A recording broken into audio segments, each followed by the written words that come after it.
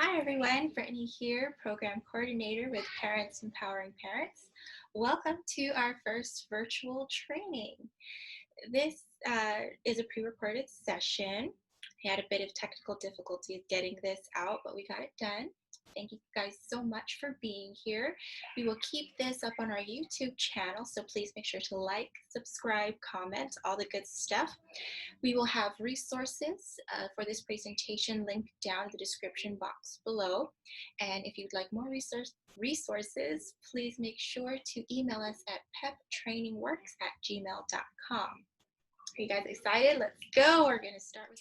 All right, so welcome again to this presentation. It's our very first one, and it's entitled Special Education, Who Needs It and How Do They Get It?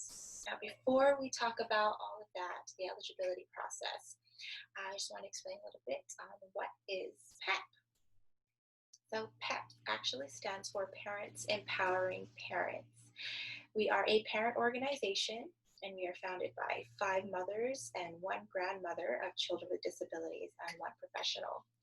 So these 7 ladies actually experienced in their personal lives, the challenges to get available resources for their child, to access the special education services. And they had their concerns. What is my child going to do as an adult? So what's going to happen after they graduate high school? So after all of these emotional challenges, this advocating for their child's needs, they decided okay, so we need to help each other out as parents. And so we know what it's like. So who better to help a parent and to provide that parent's perspective than other parents? And so they formed a nonprofit, and it is focused on empowering parents to advocate for the specific needs of their children. And here we are today. Little disclaimer, this information contained in this presentation is general information and may or may not reflect current legal developments. It's designed to provide general information in regard to the subject matter covered, which today is eligibility, and it is presented with the understanding that the trainer is not engaged in rendering legal or other professional services. For legal advice about specific set of facts, please consult with an attorney.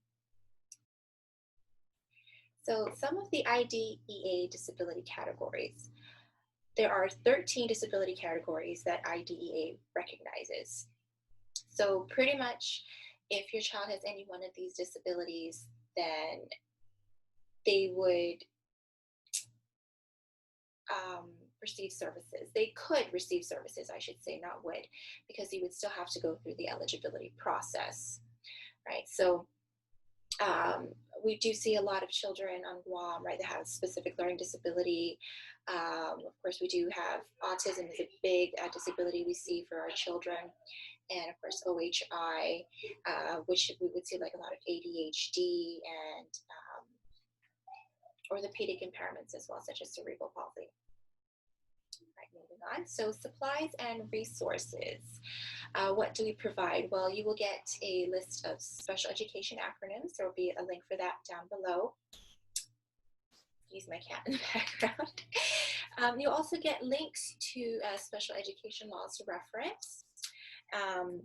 We'll also provide you with a link to where you can get a book. This is all about IEPs. Oh, sorry, there you go. All about IEPs, answers to frequently asked questions about IEPs. This is one of the books that we reference. This is from Wright's Law. We'll also provide you with a link to another book that has helped us. It's called From Emotions to, there you go. From Emotions to Advocacy. This is also a Wright's Law book. And of course, we have here Guam's Special Education Bible. The Notice of Procedural Safeguards. This is a bigger copy. This was actually printed out. This is normally a purse-sized book, but we will provide you with a link to an electronic copy down below. And we'll also provide links to any forms that would help with dispute resolution, and also we will be providing you with other resources that pertain to eligibility. As far as agenda, what you will learn, we're going to be talking about parent consent and prior written notice. Also be touching a little bit on evaluations, assessments, and results, and the eligibility meeting. For forms needed, we will actually be emailing people these surveys out, because if you received the link to this video, then it was emailed to you. And that will be, the survey will be emailed out a week from the date that this is posted. All right, and just a little note that items in green are actually a parent perspective recommendation. All right, so let's get started. So special education is defined as specially designed instruction to meet the unique needs of a child with a disability. This is to ensure the child can access the general curriculum. And this is taken from the IDEA, the Individuals with Disabilities Education Act. So what determines eligibility? Again, this is what we'll be talking about today with our agenda. So parent consent. What exactly is parent consent? Well, it means that the parent is fully informed in their native language, right, or other form of communication about all the information about the action you are giving consent. So if you are giving consent to evaluate your child, right, the school would need to get your consent before that can be done. For the parent to provide consent, they need to understand and agree in writing to that described action. So they'll actually give you a form saying that yes, you agree to this evaluation. You'll also have to, on that form, it'll also list down records that will be released and who will receive those records. So it could be doctor's records, it could be observations from the teacher. If your child was in daycare, they could take their records as well, if you provide your consent for that. Your consent is also voluntary on your part, and it can actually be withdrawn at any time. If you have a copy of your procedural safeguards, you can actually find the definition, more information about that on page 8 in your procedural safeguards. And to find the the information about parent consent in IDEA, there will be a link for that down below. Now for prior written notice, prior written notice is a form that the school will give you within a reasonable amount of time. And they need to provide you with this form whenever they begin or change the identification, the type of evaluation, or the educational placement of your child, or if there's any changes, or if they're going to begin providing FAPE to your child. FAPE, which is free appropriate public education. The prior written notice would also describe the action or any other options DOE proposes or refuses to take, and they have to explain why they are choosing to take that action, or they're refusing to take that action, or if they're choosing to take a different action instead of what was discussed. They do have to include the evaluation procedure, the type of assessment, anything they used to decide if they're going to propose or refuse this action. If there's any written changes, any changes to your child's IEP, by law they have to provide a written record of those changes, and it must be in writing and given to the parent for approval before they can make any changes. So again, you have to provide your consent before they make these changes. And of course, if you do not agree with the action proposed, you can always just, instead of signing, you can put I do not agree with, and then you have to specify with what you do not agree with. The prior written notice also informs a parent that they do have protections under the procedural safeguards, this one here. It's the procedural safeguard provisions in Part B of IDEA. So this is for elementary to high school age. Now, if you do not have it, it can tell you how you will be able to get a copy of this. Like, let's say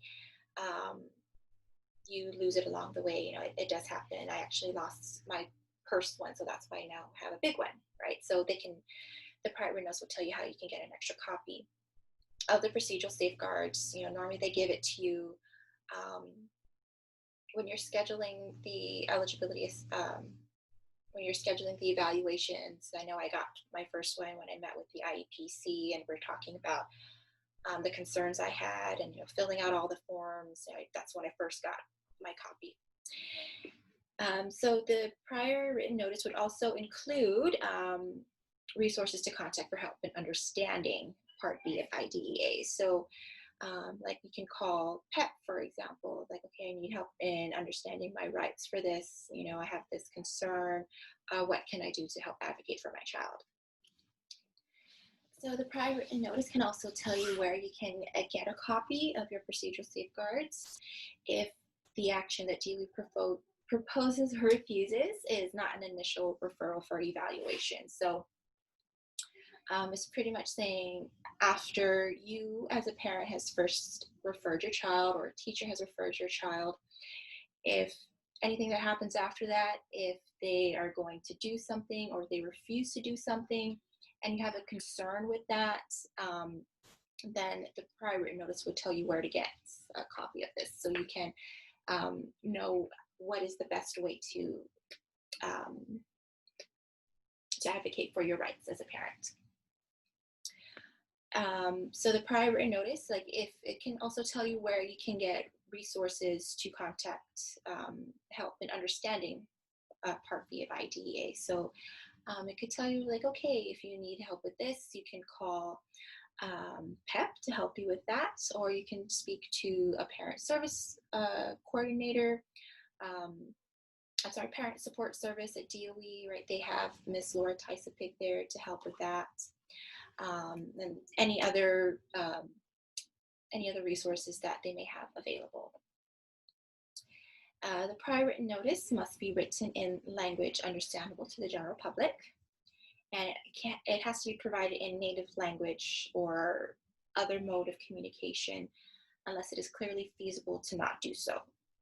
So it could be written language. It can be transferred into Chuukese, to Tagalog, to Russian, if or it can be oral translation. For the prior written notice, if you want to look for that in your procedural safeguards, you'll find that on pages 6 and 7. And again, there will be a link to find the information on that in IDEA below the video. Okay, so for evaluations and assessments and results, now this must take place no more than 60 calendar days from the date that you sign permission to evaluate. So from the date you sign, let's say it's today, they would have 60 days to complete evaluation. So that's 2 months, right? About 2 months to finish the evaluations.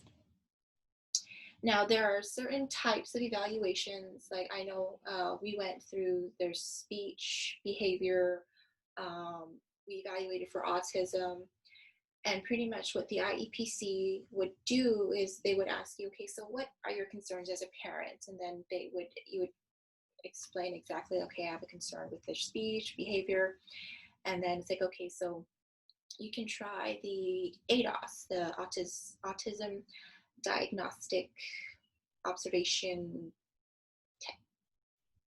Scale, ADOS. And so that'll be one test that they can recommend based on whatever concerns you express as a parent. So after that is all done, right, they have 60 days to complete it from the day you provide your consent. They would have your eligibility meeting. So the IEPC would go ahead and schedule that, and the eligibility meeting, from there, once your child is determined eligible, you would have to have an initial IEP meeting so to discuss what exactly is going to be on that form. What goals, what are the objectives, where does your child stand as far as academic and functional performance, and that all needs to happen no more than 30 days. So what you're looking at is like you sign the parent consent form, and then so you have 60 days to, or the school has 60 days to complete evaluations. And so they do the evaluation, and then so right after that, or sometime after that, the IEPC will schedule an eligibility meeting. There's no specific timeline for when that's supposed to be, other than a reasonable amount of time. And so you have the eligibility meeting, and then within a month after that, 30 days, you have an initial IEP meeting. Okay, so next slide. So what can parents or professionals do? Well, both the parent and professional, they can refer a child for evaluation. Specific things to a parent, they would have to provide parental consent. That is the most important thing. Nothing happens without your consent. The parent would also have to maintain contact with assigned IEPC to track status of evaluations. It's like, okay, so these were the evaluations we discussed: speech and language. When is that going to be? When is the behavior? When is the autism? Just to make sure that it'll be done on time to meet that 60-day requirement. Because, you know, sometimes life gets in the way. Maybe your child gets sick, and you just want to keep that good communication going, just to make sure that that 60-day deadline is met. For a parent perspective recommendation, we do suggest that you request to discuss the evaluation assessments, the results before the eligibility meeting.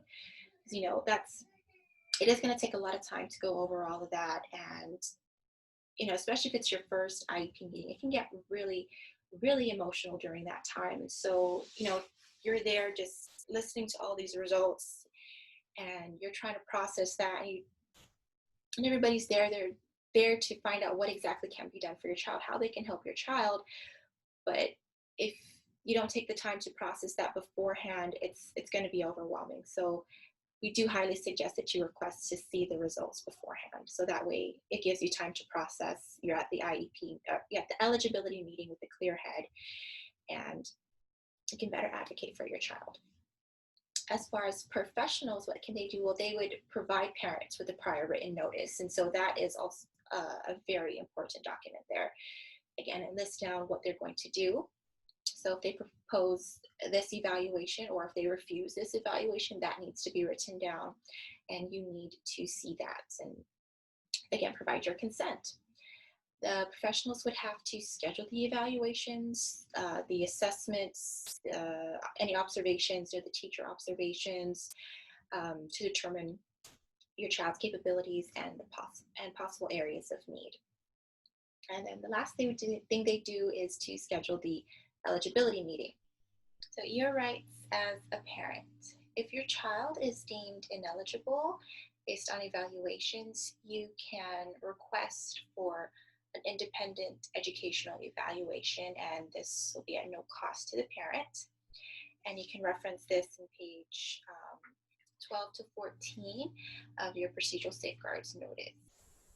If you do have a concern at any time, you know, you want to try and resolve it at the lowest level. So, you know, if it's in the classroom, try to work things out with the teacher, you know, figure out what possible solutions could be done, you know, or with the related services. And then you would take it to the principal if things cannot be resolved at that level. And then it would, if not at the principal, then the deputy superintendent or the assistant superintendent of special education. And if it's not resolved there, then you can take it to the superintendent. For paperwork needed, depending on what's going on, right? You can file the complaint form, file a complaint form, or request for special mediation, or you can file for due process. DOE does have forms for those, and we'll provide links in the description box below. You don't necessarily need to use these forms, just as long as you provide the information that it asks on the form. So you can handwrite it out. If you don't have access to a printer, you can email it, you know, if you have data on your phone. Now, when you are trying to resolve things, or actually any time that you are communicating with the school, you want to take down the person's name, their title, what you were what was going to be discussed, or what you're hoping to get from the communication. And of course, you want to write down the date. And if you're leaving a message, you want to give them a reasonable amount of time to get back to you. And of course, you want to specify, like maybe, like let's say today is August 4th, right? So you would say, okay, please get back to me on or before August 7th, right?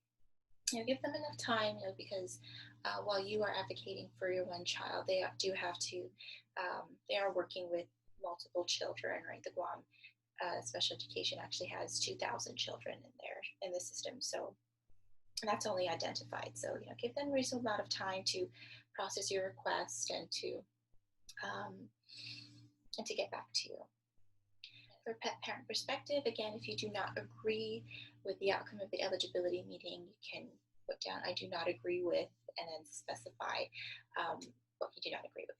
Now, here are some source citations and resources for your reference where you can find out more information regarding eligibility.